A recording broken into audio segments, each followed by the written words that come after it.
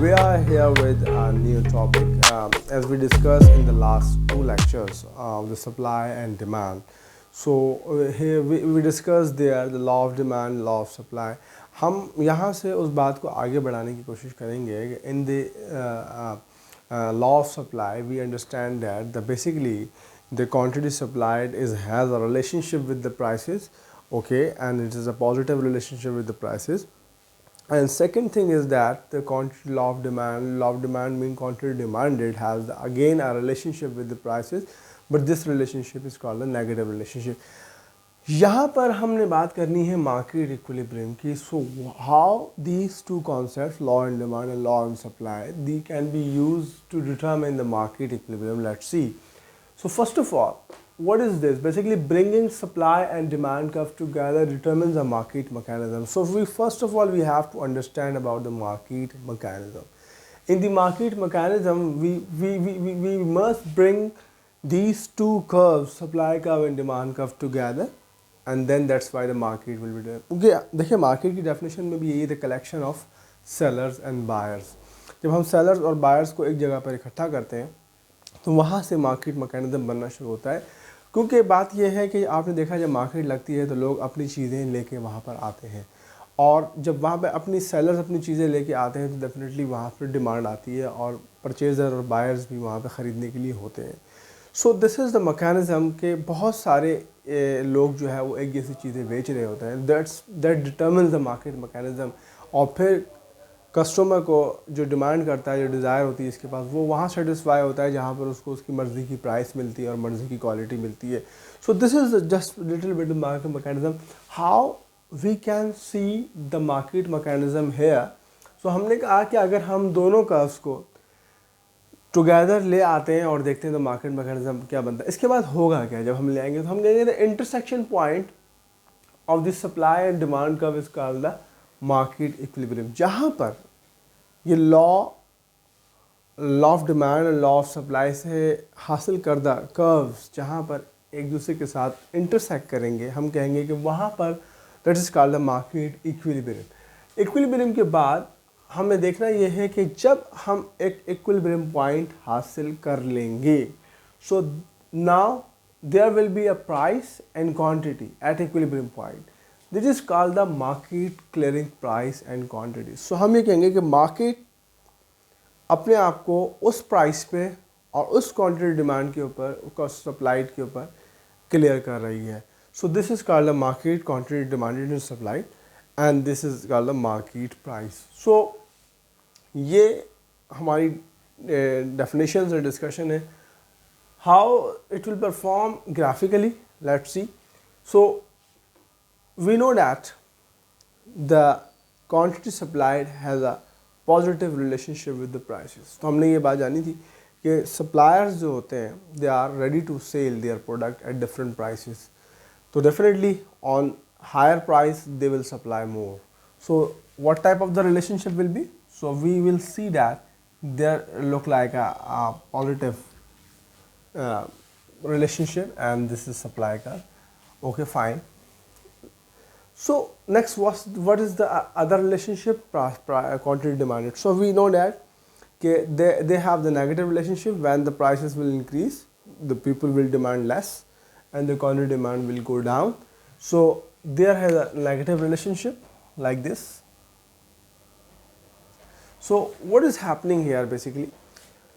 This is a quantity demand and this is a quantity supply,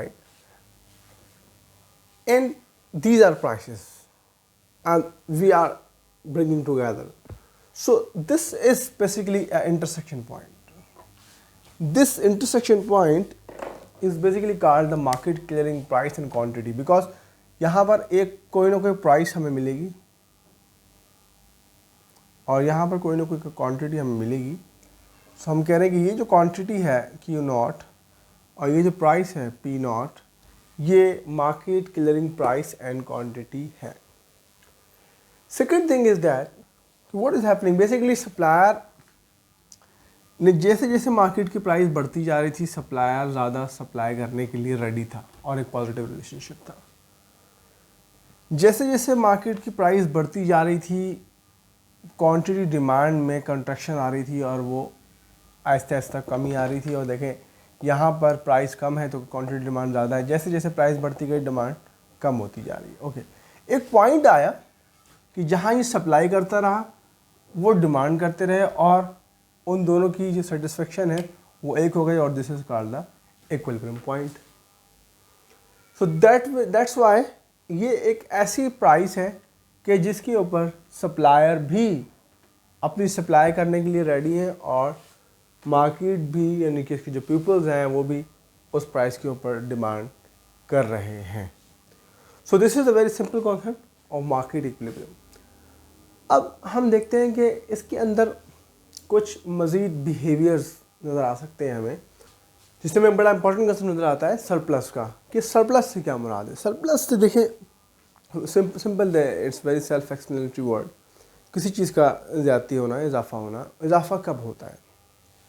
actually what is happening है, यहाँ पर हमें पता लग रहा है कि एक स्पेसिफिक क्वांटिटी सप्लाई की गई है, ठीक है, लेकिन इस वक्त डिमांड की सिचुएशन क्या है? अगर हम इस पॉइंट की बात करें, सिर्फ इस पॉइंट की, तो यहाँ पर एक क्वांटिटी सप्लाई हो रही है, लेकिन डिमांड ये प्राइस के ऊपर बहुत कम तैयार है सप्लायर करने के लिए। लेकिन अगर इसके बरक समझा के सामने डिमांड को देखें तो इस पॉइंट पे तो डिमांड तो बहुत ज़्यादा है।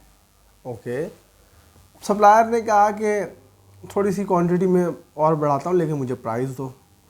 फिर डिमांड ने कहा कि सही है, हम थोड़ी डिमांड कम करेंगे लेकिन एक, तो ये पॉइंट हमें अचीव हो गया। इसके बाद हम बात करते हैं सरप्लस की।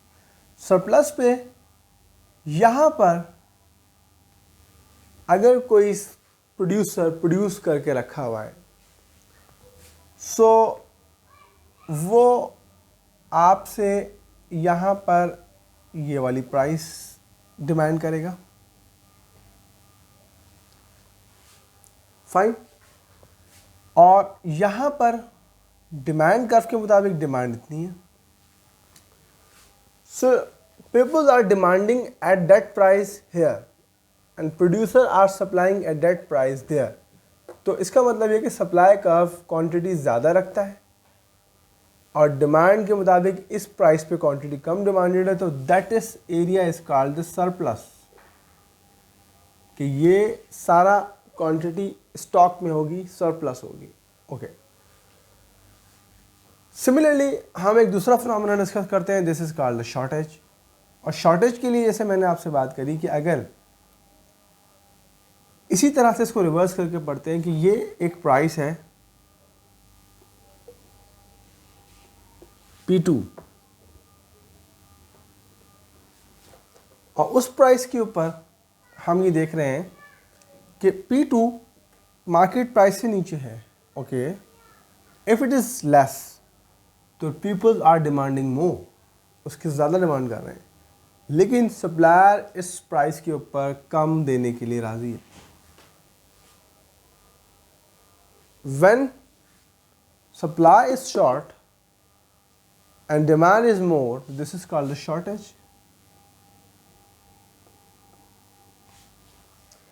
आप it's very simple real phenomena, किसी चीज़ की प्राइस को हम सस्ता कर दें, एक शर्ट्स 2000 की थी उसको हम 300 रुपये कर देते हैं, एक हैवी डिमांड मार्केट में आ जाएगी, लेने के लिए तैयार हो जाएगी, लेकिन सप्लायर तो आपको नहीं देगा ना उस प्राइस पे, तो दैट्स मीन डिमांड उस पर बहुत ज़्यादा है और सप्लाई करने वाले चंद ही लोग हैं, तो सप्लाई बहुत कम हो जाएगी। So this is the shortage, this is the surplus. How can we define these two thing? That's mean where the quantity supply is exceeds the quantity demanded, this is called surplus. Where the quantity demanded exceeds the quantity supplied is called the shortage. Lastly, we will extract a specific point and we will derive something from these two, surplus and shortage. Market में surplus और shortage की condition अक्सर व बेशतर रहती है और market अपने आप को ऑटोमेटिकली इक्विलिब्रियम पे लेके आती हैं। ये कैसे होता है?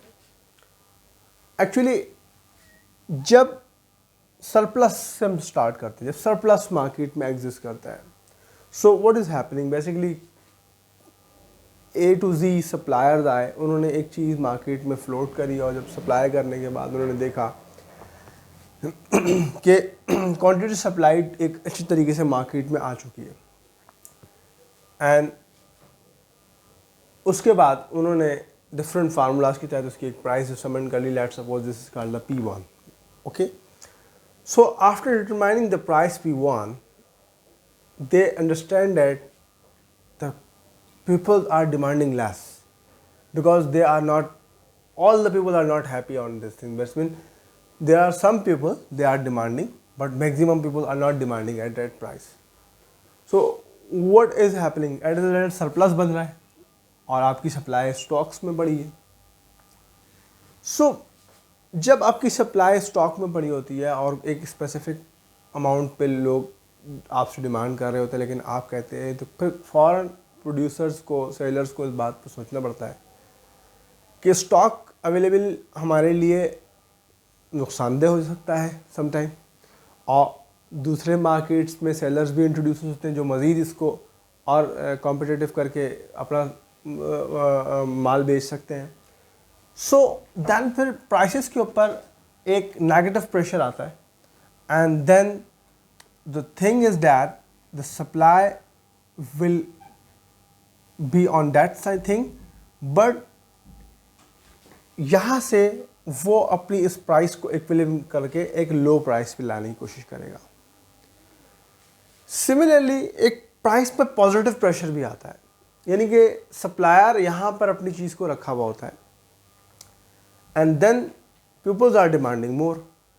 लेकिन इस बात का उन्हें अंदाजा होता है कि अगर हम इस प्राइस के ऊपर डिमांड करेंगे तो सप्लायर एक लिमिटेड सप्लाई दे रहा है. सो वहाँ से प्रेशर बिल्ड होता है, पॉजिटिव प्रेशर, और वहाँ से फिर प्राइस बढ़ना शुरू होती है और डिमांड पे लोग एग्री होते हैं कि ठीक है. लेकिन उससे क्या होता है कि जब प्राइस बढ़ती है और एक फिर अगेन अपने आप को ये एडजस्ट करके एक मार्केट प्राइस पे लेके आता है, लेकिन नतीजतन कुछ जो पीपल्स होते हैं, जो डिमांड करते हैं, जो कंज्यूमर्स होते हैं, उनको मार्केट से जाना पड़ता है बिकॉज उनके रेंज से प्राइस निकल जाती है, और फिर कुछ लोग स्टे कर जाते हैं और वो एक पॉइंट हमें इक्विलिब्रियम मौसूल हो जाता है. So just we can conclude this important concept, market equilibrium. That's mean bringing supply and demand curve together. When they will intersect, this is called the clearing price and clearing quantity, and a point in the market where the quantity supplied exceeds to the quantity demand, which is called surplus, and a point on which the quantity demand exceeds than the quantity supply, this is called the shortage. And this is a market mechanism, and the upward and downward pressure of the prices, and then market reach on an equilibrium point itself. So this is a total concept, and I hope that you definitely learn about it. So keep watching our lectures, and please subscribe for more videos.